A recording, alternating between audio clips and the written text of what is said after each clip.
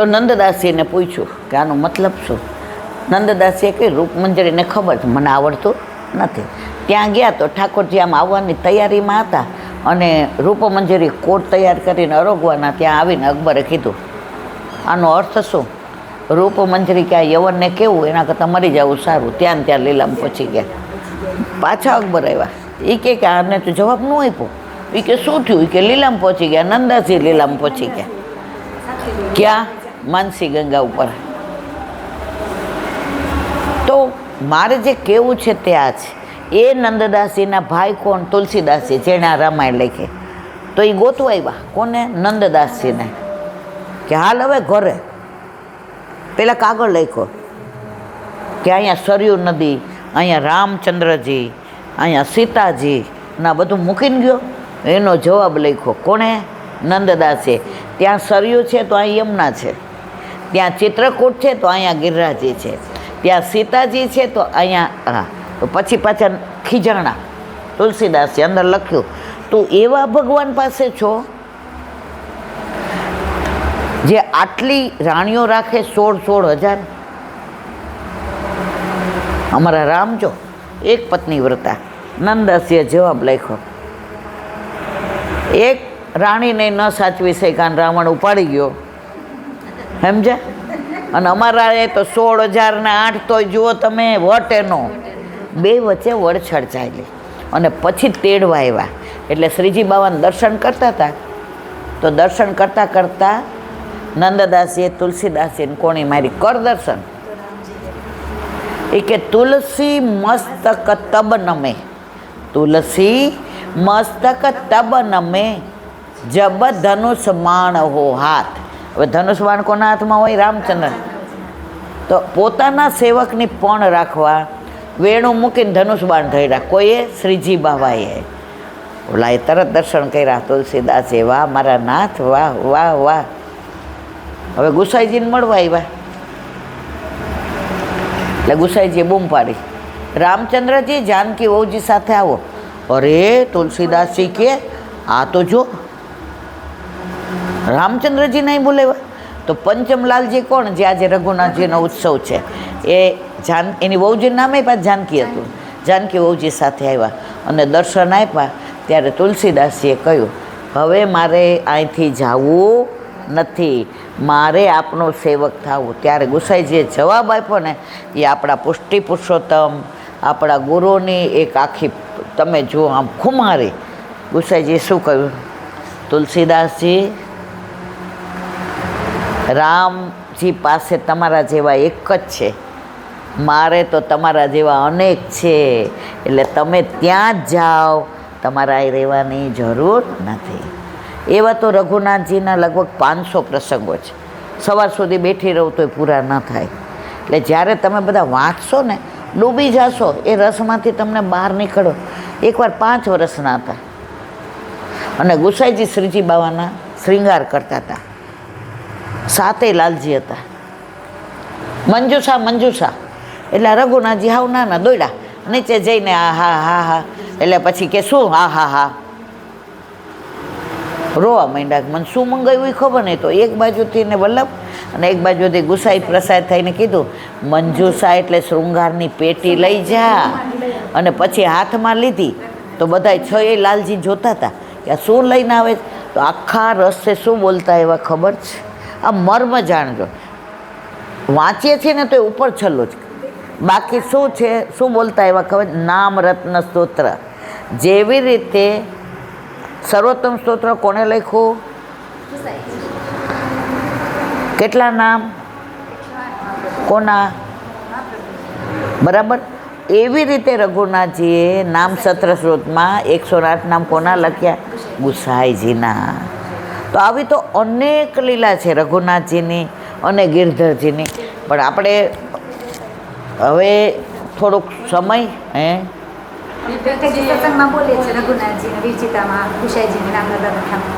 નામ તમે બધા બોલો છો નામરત્ન સ્તોત્ર. કોઈક જો રોજ બધું એટલે નથી થતું કે સેવા પછી ઘરનું પછી સંસાર થાય એટલું, પણ કોક વારે બોલવું. અંદર એટલા સરસ અદ્ભુત હોય ને આહા એટલા નામ સરસ ને એટલું સરસ વર્ણન છે. જો બને એટલું કરવું. બાકી આપણે સંસારમાં રહીએ છીએ એટલે સંસારમાં રહીને આપણામાં રાગ કરતાંય ભાવ જોવાનો છે. પણ ધીમે ધીમે છે ને એ જ શીખવાડે છે. હવે શરૂઆતમાં ઠાકોરજી પધાર્યા ને તો સારંગ ને ગૌરી ને અડાણો ને બિહાગ ને કાનરો ને ભૈરવ ને દેવગંધાર ને બિલાવલ ને. હવે હું તો ઓલો ગુટકો લઈ આવી પધરાવ્યા ઠાકોરજી એટલે પછી ઓલો નાનો છોકરો ન કરે, નાનો છોકરો એ વાંચો જય જય શ્રી વલ્લભ પ્રભુ વિઠ્ઠલે સાથે નીચે જન કર. આ મને કે આવા ગાંડા ન કઢા, મન નથી ગમતું તો ઠાકોરજીને ગમે. પછી બધા વૈષ્ણવને ત્યાં અમે જઈએ ને સત્સંગ કરીએ ને તો બધા એક એક કીર્તન કરે. ધીમે ધીમે ધીમે ધીમે તો હવે વલ્લભે કૃપા કરે. પણ આ બધું ક્યારે? જ્યારે તમે અંદર પડો ત્યારે. બાકી તમે અંદર જ પડતા નથી, બહાર બેઠા બેઠા છપછપિયા બોલાવીએ એટલે કાંઈ મેળ પડે નહીં. તો એવા ગિરધરજીનો પ્રાગટ્ય ઉત્સવ અને એવા આજે રઘુનાથજીનો પ્રાગટ્ય ઉત્સવ. હવે કેટલા વાગ્યા? જો આપણે બધા બેઠા છીએ ક્યાં? ગુસાઈજીની બેઠકમાં. પરમ દયાળ, પરમ કૃપાળ આ ગુસાઈજીના કેટલા બધા સાચા પ્રસંગો તમે બધા જાણો છો. અહીંયા ફૂલઘરમાં તો કોક વાર જ આવતા હશો, પણ જો તમે એ બધું જાણો ને તો તમને આ બેઠકનું મહત્વ ખબર પડે કે ગુસાઈજી સાક્ષાત છે અને છે. એક દીકરાને લગ્ન થયા. હવે પહેલાં તો ખબર છે ને મા બાપ જુએ અને છોકરા છોકરી પછી નક્કી થઈ જતું. અત્યારે આ બધું કે ભાઈ ચલો આમ.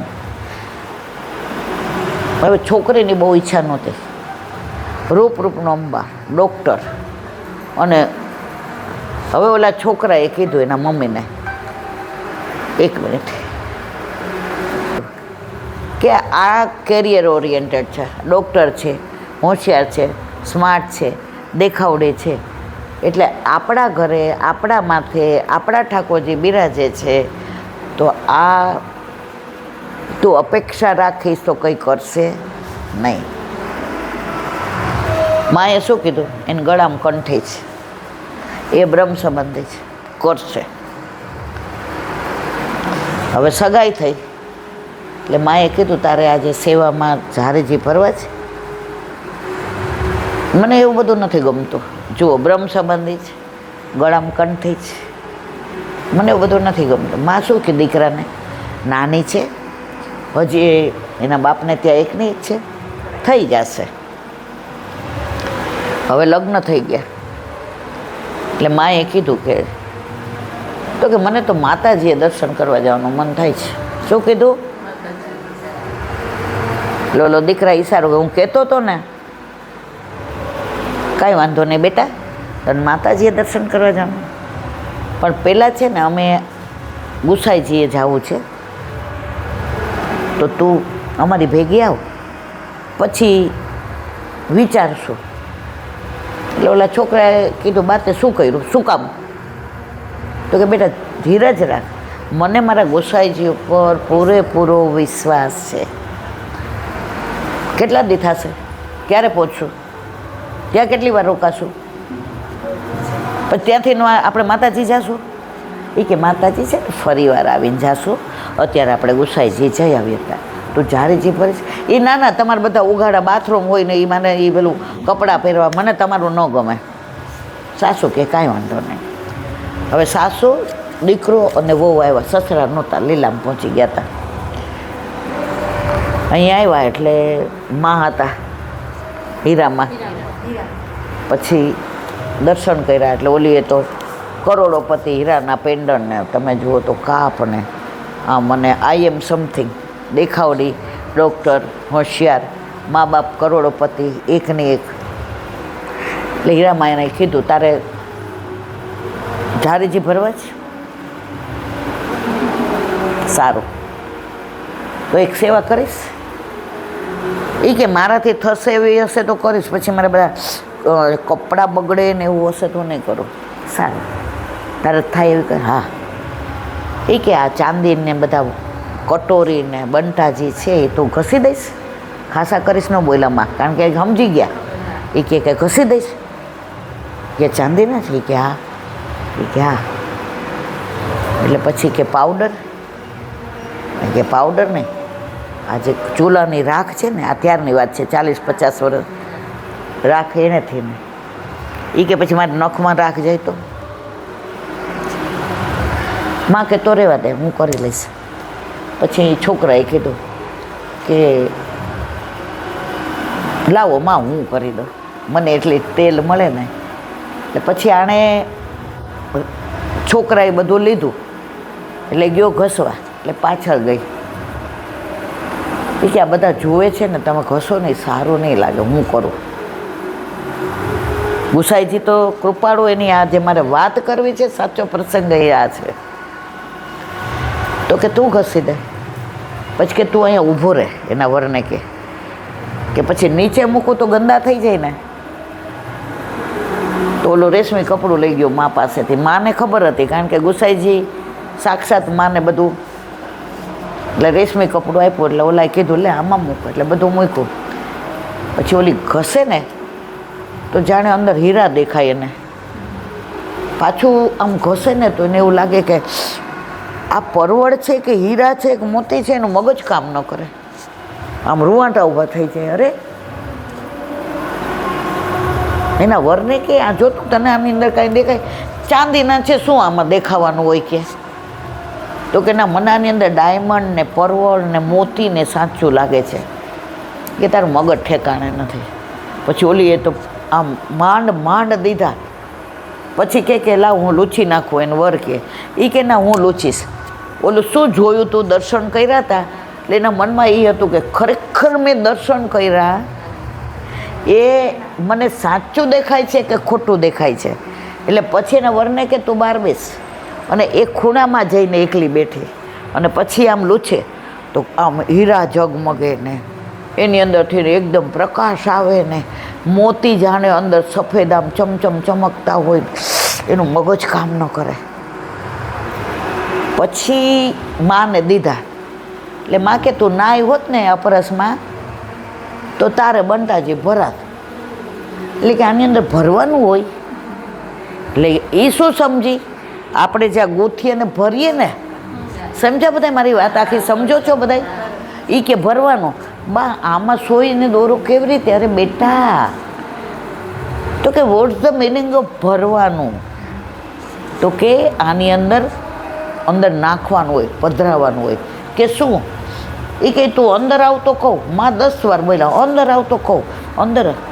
ઓલીને એમ થયું કે આ મને થયું, હવે મારે અંદર જવું છે. ગુસાઈજી પરમ દયાળ. હવે એણે કીધું માં મારે સ્નાન કરવું છે. તો કે જા કરી આવ. સાડી પહેરીને આવી. કોઈ દી જિંદગીમાં ચાંદલો ને શેથી નહોતી કરી. દર્પણ પાસે ઊભી રહીને ચાંદલો કર્યો, શેથી પૂરી. એનો વર કે અહીંયા એ કે અંદર જવું હોય ને તો આવું કરવું પડે. એનું વર કે હજી મારા રૂવાંટા ઊભા થાય છે મેં વાત સાંભળીને. એટલે તો અંદર ગઈ. એટલે માં કે લે. એટલે માએ દીધા સૂકો મેવો ને મિશ્રી ને બધું ભરી લે બેટા. ભર્યું તો મિશ્રી જાણે ફૂલ હોય એવું લાગે. નહીં તો તમે આટલો મોટો બંટો હોય ને આટલી લ્યો એટલે સેજ તો ભાર લાગે ને. તો આને એવું લાગે જાણે ગુલાબના ફૂલની પાંદડી છે. એટલે પછી આમ બરાબર જોયું. એટલે આમ કરીને મૂકવા ગઈ. 1 મિનિટ. તો ઓલા મિશ્રી ભરવા જાય તો એને ફૂલ જેવું જ લાગે. પછી માં કે જ્યાં પધરાઈ આવ ગુસાઈજી પાસે. ગુસાઈજી પાસે આવી. એને એમ થયું આને અડાય કે ના અડાય, ગુસાઈજીને સ્પર્શ કરાય કે ના કરાય. એટલે પછી એણે કીધું કે ના, મારા સાસુ એવું કહેતા હતા કે તારે અંદર ચરણ સ્પર્શ કરવા હોય તો અપરસ કરવાની. એણે ચારે બાજુ જોઈ લીધું, કોઈ છે નહીં ને. જે ગુસાઈજીના આમ ચરણ પકડીને આમ રોવા જ મંડી, એટલું રડે એટલું રડે એટલું રડે. અને એને ગુસાઈજીમાં સાક્ષાત પુરુષોત્તમના દર્શન થયા. પછી બહાર આવી, બેન સાસુ કે અપરસ કરી છે, બહાર નાહીને આવી, સાડી પહેરીને આવી, આ બધું કરીને આવી. બા આજે હું પરણીને આવી છું. ઓલી હું રખડતી હતી. બા ઓલી ગાય હોય ને, જ્યાં સુધી તમે કોઈ ગાયને પૂછે કે આ કોની ગાય, તો જેની હોય માલિક શું કહે, આ મારી છે. ઓલું ચરાવવા લઈ જાય ને એ 10-12 લઈ જાય કે તમારે દર મહિને 2 રૂપિયા આપવાના. પછી સાંજે આવે તો ઓલો માલિક શું કે આ મારી છું. બા આજે આ ગાયની ખબર પડી ગઈ ને ગુસાઈજી એને એવા દર્શન આપ્યા. એની સાસુને કહે હવે મારે કોઈ પ્રેક્ટિસ કરવી નથી ગાયને કરતી. હું રાજ, એના વરનું નામ રાજ હતું, રાજ તમે અને પેલા મારા ઠાકોરજી. અને ત્યારથી ને એણે સેવામાં એવું જ ચિત્ત ચોંટી ગયું. આ કૃપા કોની? સાક્ષાત છે. તમને મારો જ દાખલો આપવો, બધું નથી કહેવું. દિવાળી ઉપર મારા છોકરાઓ ફરવા ગયા શ્રીલંકાને, ત્યાં બધે. એટલે આ મને કે હાલ બરોડિયા વયા જાય, અઠવાડિયું 4-5 દી રહેશું.